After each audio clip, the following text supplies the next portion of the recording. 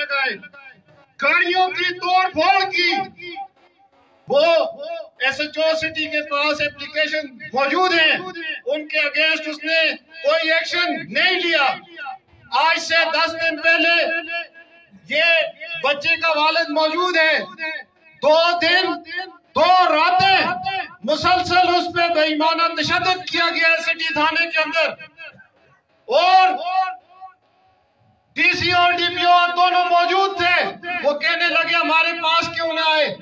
میں نے کہا ڈی سی صاحب مانسرے میں ایک مثال ہے، انکو دی ایک مثال ہے چورنگ مور پہ کی تے تسی اس کا مطلب ہے تسی اس کے کسٹوڈین ہو. ایسے 24 علاقے دا کسٹوڈین ہے جڑا کم کرائے دے قاتل کر دیا سے وہ آج تسی پولیس کر دی ہے. تسی بچے سی پوچھتے ہو، اس کے والد سی پوچھتے ہو کہ وہ آئشتے نہ پیدا سا. ڈی سی صاحب تو پینا لینا پتہ ہے تو بیچنا لینا پتہ نہیں. منصرے دے اندر اس وقت 10 سال دے بچے آہستہ لگ چکے.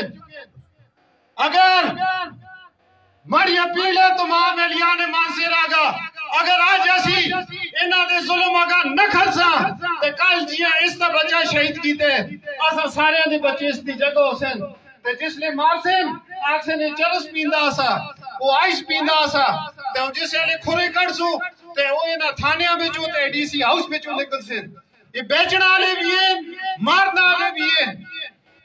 اس تو بعد گل میں مختصر کر سا ڈی سی اے دا سے کہ سیلاب دا فنڈ آیا ہے وہ کتھا لگے.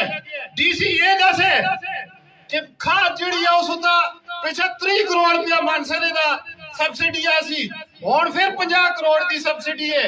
1700 دے ریٹا علی کھاد 3500 دی بکتی ہے تے پھر کل کڑنگ جڑی ہے 6000 دی بکسی.